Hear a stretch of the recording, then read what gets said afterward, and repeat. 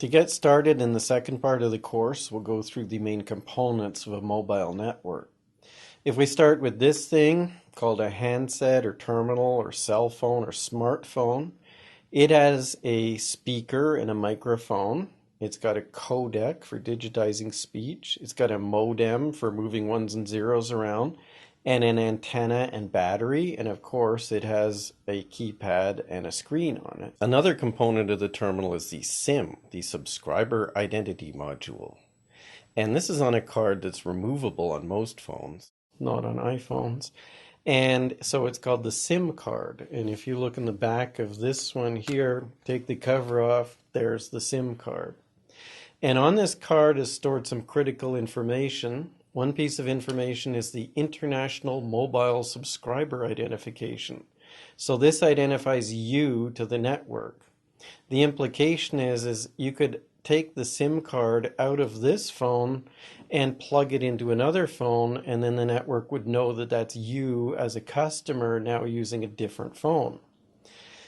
Also on this is half of an encryption key pair that's used to authenticate the data in the SIM, and this is important for stopping people from cloning phones. And also stored on here is the location area identifier. And this is a piece of information that the phone learns from the network. It identifies which base station the phone has last talked to. The phone is connected to a base station over an air link. The base station has three main components. One is the base station transceiver, also called the base transceiver station subsystem. So it's either BST or BTS, depending on which manufacturer's products you're using. In any case, the base station transceiver is the radio. And this lives in what looks like a garden shed at ground level. And it produces energy at gigahertz frequencies in the form of electricity. The electricity is carried up to the second component of the base station, which is the antennas, over thick coaxial cables. Now, coaxial cables, they're two wires, but one is inside the other. And to reduce the attenuation on the wires going from ground level up to the antenna, we use big fat coaxial cables about that big around. These guide the electricity that's vibrating at gigahertz frequencies up to the antenna.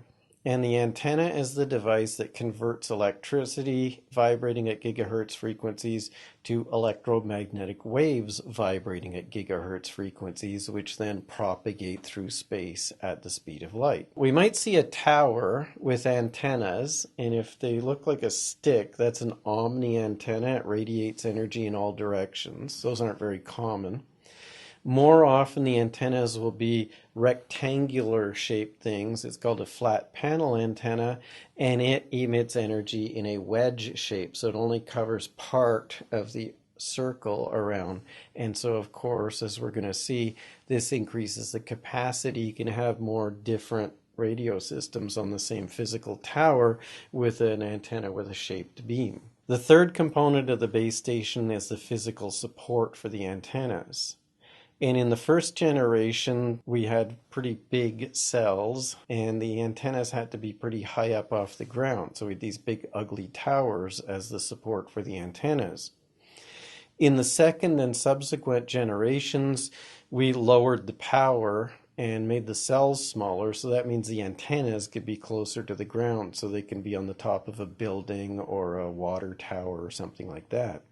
The base station has to be connected back to a mobile switch. And when we say mobile switch, we don't mean that the switch moves around. We mean that it's capable of keeping track of users moving around. And this connection from the base station back to the mobile switch is called the backhaul. Now, if there's a fiber running between those two physical locations, and the company operating this base station is an affiliate of the phone company that owns that fiber, then they will use fiber to connect the base station back to the mobile switch. In many other cases, there's no fiber available. And so what we use are dishes pointed sideways like this. This is implementing the backhaul, not with fiber, but with a point-to-point radio link. And so we might have the communications, the backhaul from a base station back to the mobile switch go through multiple different towers with point-to-point radio systems before we finally get back to the mobile switch. The mobile switch is responsible for keeping track of who's where, amongst many other things. And the way that this works is that the phone learns which base station it's talking to from the base station and stores that on the SIM card, the location area identifier. Now, when you first turn your communicator on, this thing has been programmed to communicate at particular radio frequencies. And what it's going to do is it's going to transmit on these frequencies its international mobile subscriber identity and a bunch of other things. And this is going to be received by the mobile switch. And the mobile switch is going to look up to see whether that customer is one of their customers, whether that phone is the right phone, and authenticate using the encryption technology. And then they're going to check to see whether that customer has paid their bill or not recently. And if all of the above is true, then the switch is going to give an indication to the phone over the backhaul, over the air link, saying, yes, you've got service. And as part of this process, the phone will inform the switch what the value of the location area identity on the SIM card is. And the switch stores that in a table called the location register. Then the idea is if somebody calls you from a landline, so they pick up the phone, they punch in some numbers, and that call goes over their loop to their central office, to a toll center, and then to the cellular telephone company. A cellular telephone company looks like a central office as far as the telephone system is concerned. And then the phone call will be terminated on the mobile switch. So at this point, the caller hears a bit of snap, crackle, but that's about it on the line after they finish dialing. Then the mobile switch is going to look in the location register to see which base station that phone last registered on. In other words, what value it reported as its location area identity last time it talked to the switch. And what it'll do is send out a page on that base station. Now, I don't mean page as in paget. I mean page as in trying to find somebody. And if the phone is still on, it's going to answer the page. And at this point, the mobile switch will cause the caller to hear a ringing signal in their ear. And the mobile switch will say to the phone, do you want to take this phone call? Here's the caller ID. In other words, the phone will start ringing and the caller ID will show up on here. And then when the cell phone user presses the answer button or swipes it or whatever, at this point, then we have voice communications going from the phone over the air link to the base station and then over the backhaul to the mobile switch. And the switch will bridge the communications internally to the connection that it has to the public telephone network. So we have communications over the air link, over the backhaul, over the connection to the toll center, over the connection to the central office, and then down the landline to the far end. Then you get in your car, and while having a conversation, you drive away from the base station. And what's going to happen is that sooner or later, the switch is going to have to do a handoff. And in the simplest example, that means the switch is going to stop sending information to and listening to this base station. It's going to start sending information to and listening to that base station.